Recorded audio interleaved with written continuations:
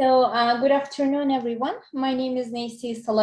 I'm a PhD candidate at Sam Houston State University in the field of digital and cyber forensic. And in this session, I will talk about a deep fake in court trial. So let me just talk briefly about the deepfake, and let's start to talk about deepfake first. And I'm sure that many of you have heard deepfake before, since over the past few years, we have seen the world become awash in fake news, misinformation, disinformation, and issues maybe big or small. And it spreads all over the social media. And the result can be devastating, as you can assume. So the rise of fake information coincided with advances in the quality and the quantity of deepfakes. And we have seen some realistic looking images, videos, or audios produced using artificial intelligence that portrayed someone doing or saying something that never actually happened. So we have all seen these videos, right? Bill Hader, Tom Cruise, Donald Trump, and Barack Obama saying things they actually never said. So while most of the political videos have been recognized as gimmicks, and we have already seen some used in elections in both in United States and in any other countries. And in addition to this, we have witnessed deepfake technology used to create pornographic videos of celebrities without their permission, and as well as target other women, men, and sometimes, unfortunately, including children, and harming those people's reputations and their livelihoods. And deepfake have the potential to radically transform both the information and media landscape. And because they call into question the accuracy of seeing is believing, and the legitimized attempts to credit true information, and among those who say that you shouldn't believe what you see. And so this problem really strikes at the foundation of many nations' values. And one of the biggest problem with deepfake is that the technology is it's very easy to create, and you can create your own deepfakes with just a few clicks. So where is it all started? Where deepfake, when deepfake started? So it started with fake news and fake text and fake information. And this is one of the most recent and one of the come-ups, I guess, quite commonly when people talk about deepfakes. And this is where there are no very powerful available frameworks and mechanisms for generating fake text and articles. So you can considerably train a model on a corpus of something specific. And people have done it on things like Harry Potter novels, and then use the artificial intelligence to generate new news stories and storylines, that sort of thing. And also, I guess, in the context of news and fake news, you can have those aspects. And also, there are many libraries coming out that allows us to sort of play around with these tools. And fake voice is another common deepfake. So you have probably seen this reported a lot in the media, and there are many available open source frameworks or commercial offerings that lets you train a model on a target voice and then be able to synthesize that by then in the future typing some text, and then that text is spoken back in the voice of whether the original target was. And so there are many options available, and even Google has its own cloud text-to-speech compatibility. And also we have got Adobe talked about their Voco a couple of years ago. And then Lyrebird is another commercial offering, I think based out of Canada. So a lot of people looking at this for a number of reasons, not necessarily for sinister reason. Just in general, being able to synthesize voice could be interesting in the realm of issue. So a lot in podcasts, for example. So rather than having to get people all together and record a podcast, if you have synthesized people voice and you can just wipe the text of the podcast and just generate a whole audio stream. And I think it is very dangerous. So another example there was a reported case of an artificial intelligence model being used and which had faked the voice of CEO and tricked somebody into transferring some funds over the phone, a large sum of money of 200,000 pounds. So that this is probably just the start of this type of attack, and that we all start seeing. And certainly in the last couple of years have been a lot more rapid developments and capabilities of developing in the voice synthesis sphere. And of course, I guess it might be difficult to know, until these news stories get reported, and we don't necessarily know how often this actually is happening. And the other thing with fake voice is the possible impact on biometrics. In biometric spoofing, so where voice is recognition is used for either physical or logical access control. And whether you're doing it over the phone for telephone banking, or maybe there's a voice recognition system like given physical access within a building, and conceivably some of these synthesis tools could be providing mechanism to spoof somebody's voice to gain that unauthorized access. So in terms of some possible opportunities here, and I mean, while this might not be an opportunity per se, but something I was thinking about is general business improvements, and we can mitigate fraud. So in the example where a CEO was tricked to transfer a large sum of money, and that probably isn't really that specific to deepfakes, and that the risk has always been there, and that somebody could mimic someone over the phone and have them transfer money. So it's not really anything to do with technology, but the issue there is there is more about process. It is like a really safe or good practice that a process exists. And even if it's sort of urgent or seemingly urgent, then a large sum of money can be transferred just simply by having instruction over the phone. So I think what I feel is that when we see these real world impacts, we will hopefully see people re-evaluating their business process, particularly where they are financially motivated or critical security functions.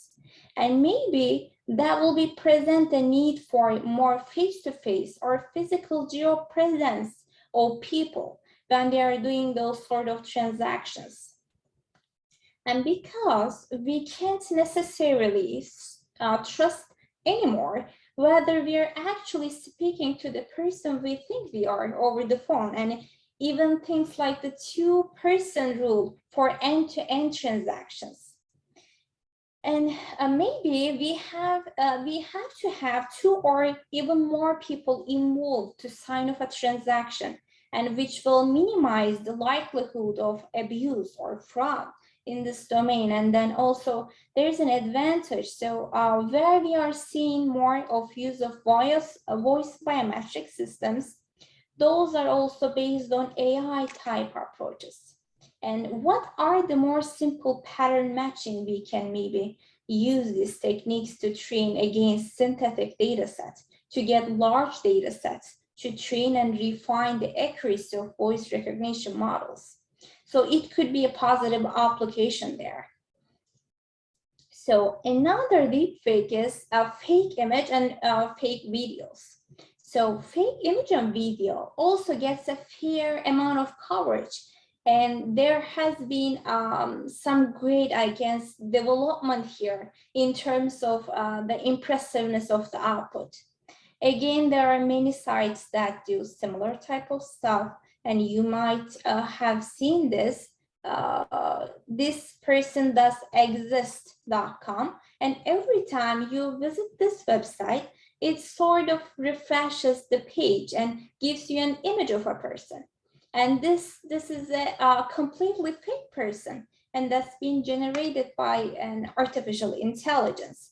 And if you look deep, or if you zoom in a bit, and there are some artifacts in the sort of images, and that you get some funny distortions, and sometimes there is some weird effects on the nose or eyes, but this will improve again over time with refinement. And with some image editing and filters, you could probably get rid of that quite easily. And so this is very interesting to me, and I think we will see a lot of this in the social engineering context.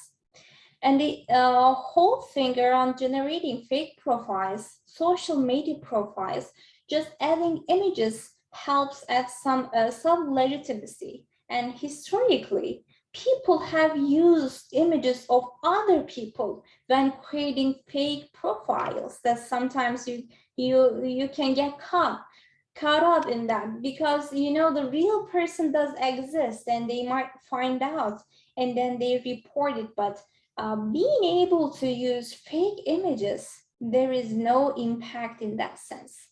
So conceivably, no, we will start seeing more profiles.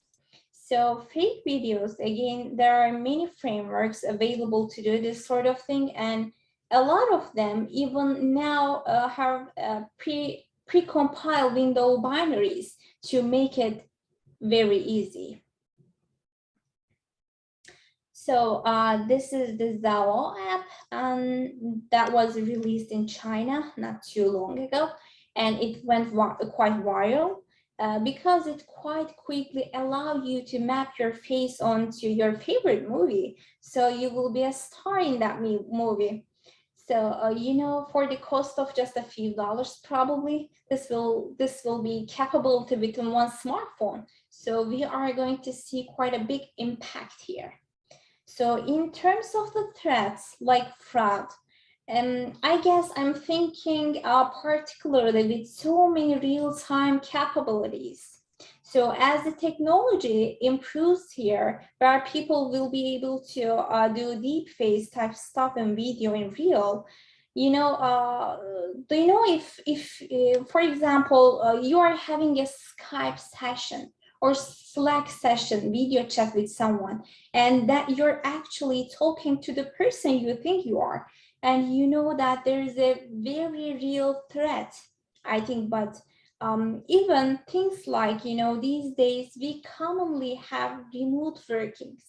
So lots of startups might even hire people online and never physically meet them in person. And they might do the job interview over a team session or a Skype session. And how do you really know that you are actually hiring the person you think you are? And if in real time, there is a deep fake video and use of audio as well doing the voice translation, and people would be hiring people who aren't who they report to be, and then there is an extortion manipulation. So that's not unique to us, and that could affect anyone in any capability, but maybe certain people have very sensitive access to critical systems that might be targets for whatever reason. And so it's already well documented around the concern of deepfakes and deepfakes with input imposing people's faces on like pornographic material, for example, or unsavory stuff. And suppose that gets done on a target and then it looks so realistic. And you might start threatening someone saying, we are going to release this unless you give us your password and whatever. So I think unfortunately, because it's quite a sinister thing, but we probably will start seeing more of them. So let's look at from the digital forensic point of view. So the advancement and the widespread usage of deepfakes has raised challenges to digital forensic, as you may guess. So there is an extensive concern about the impact of this deepfakes when used maliciously. And if there is a crime and deepfakes involved as evidence, and how can digital forensic handle it? So this issue has also received increasing public attention regarding disruptive outcomes to law, politics, visual security, and society in general. So therefore, it is critical to look into practical visual forensic against threats from deepfakes. And recently, social media has an active role in conducting an investigation, and investigators, police officers, can easily find a guilty person from a picture that can be found on his or her social media accounts. And as an example, if a terrorist posts a video on YouTube and expressing how he or she conducts a crime, investigators can easily find his identity. But how trustworthy are those founded images and videos? So what if someone swapped the person's face with others on these media content? And it is feasible that deepfake challenges investigators for detecting these deepfakes. So social media are currently used for additional evidence in court to establish support alibis and provide important information related to court cases. And evidence collected from social media could provide beneficial information for locating people in asset tracing investigation or establishing jurisdiction for legal proceeding. And as an example, if there's a murderer and the murderer was captured on an image and the image is introduced as evidence of a crime, and the court directed that the evidence was allowed as long as the reliability of the digital evidence could be established. And normally, digital image forensic in the content of multimedia forensic has mostly focused on identifying low-level modification in images, such as dropping or duplicating a frame or frames and region swapping and copy pasting a part of primary image and placing them in other areas. And because of this existence of image, audio, and video manipulation, illegal conviction of perpetrators based on those social data will be at risk if an investigator doesn't consider the vulnerability of the social data manipulation. So historically, social data has been introduced to support eyewitness testimony. And currently, eyewitness testimony will be mandated to corroborate social data. And as a machine learning and artificial intelligence technologies advances, the investigators may not be sufficient to authenticate evidence. And because even expert witness may not be able to discern the manipulation made to social data. And deepfakes are relative newcomers to digital media forensics, and images, audios, or videos must be authenticated before they are presented as evidence in a court of law. So digital forensic is essential for incident response strategy and provides an adequate response in a forensic manner. And there are 4 types of investigative steps. These are examination, identification, collection, and documentation. And here are the 7 phases needs to be done for investigation. So the phase 1 is identification and preparation. This is the initial phase of the forensic process. From the deepfake point of view, in deepfake detection, this phase's purpose is to understand the social data which belong to the suspect. And the next phase, phase 2, is identifying data sources. So this phase is one of the most important phases of the process because it deals with identifying controllers of the system and the type of data can be collected and where the data can be collected. And data source needs to be identified when any type of data gathering is performed. So documentation of the action taken during this phase is critical and essential for a forensically sound investigation. And phase 3 is preservation, prioritizing, and collection. So in this phase, the identified social data is collected from the known location, and it is preserved and prioritized for the purpose of repeatability and presentation. In our case, it is also critical to collect volatile data as it might be destroyed easily. For example, data can be collected from the suspect Facebook account, Instagram account, or any other social media account. So which may be delayed right after the investigation started. So it needs to be collected right away. So phase 4 is examination. So the purpose of this phase is the forensic examination of the collected evidence. And in this phase, possible data filtering techniques can be used to reduce unrelated data.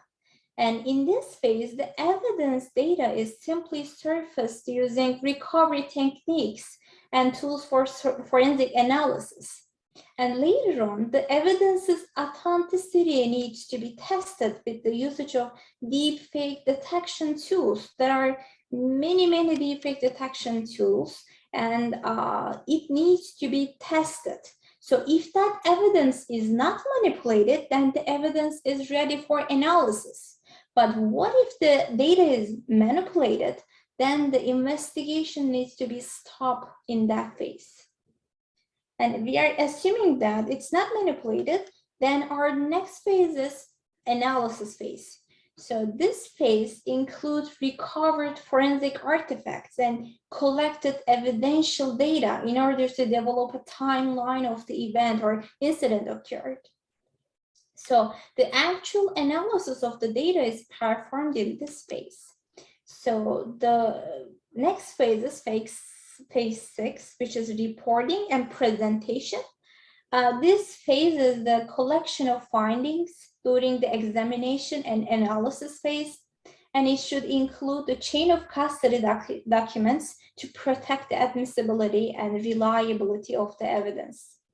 And the 7 is last phase, which is review results. And in this phase, all the investigative process is reviewed for a comprehensive look to identify inculpatory or exculpatory data. So the investigator may prove or disprove certain explanation made earlier, and that concludes the forensic process. So it is not hard to anticipate that we will see more deepfakes in pre-trial and trial stages of courtrooms in near future. In a recent child custody case in the United Kingdom, the voice of a child's father was manipulated by the child's mother, showing the father was heard making violent threats toward his wife. And after expert examination, the recording was found as manipulated to include words not used by the father. And the mother herself used the software program and online tutorials to put together a plausible audio file. So as we can see that the case illustrates a good example of what kind of problems are laying ahead of courts. So as the case illustrates, there is no need to be an expert to manipulate digital evidence, because even a layer person is able to create deepfakes by watching a few tutorials or utilizing ready-to-use programs. And courts are already familiar with forgery and have rules of evidence to deal with the authenticity of the evidence. But technology's widespread accessibility and the capacity to produce deepfakes by manipulating video is growing fast. And the importance of digital forensic and artificial intelligence tools to detect deepfakes from genuine evidence has become more important than ever. And courts need to use artificial intelligence against artificial intelligence to get better results in terms of authenticating evidence. And even though it is still not a big hurdle to distinguish authentic evidence from deepfakes, and experts warn that deepfakes will be indistinguishable from real evidence at that pace. And for conclusion, customized investigation process needed for media gather evidence in order to eliminate or distinguish deepfakes. And one other thing is, lastly, investigators also need to be trained with deepfake and the detection tools to apply them in media content while investigation. So, thank you so much for listening.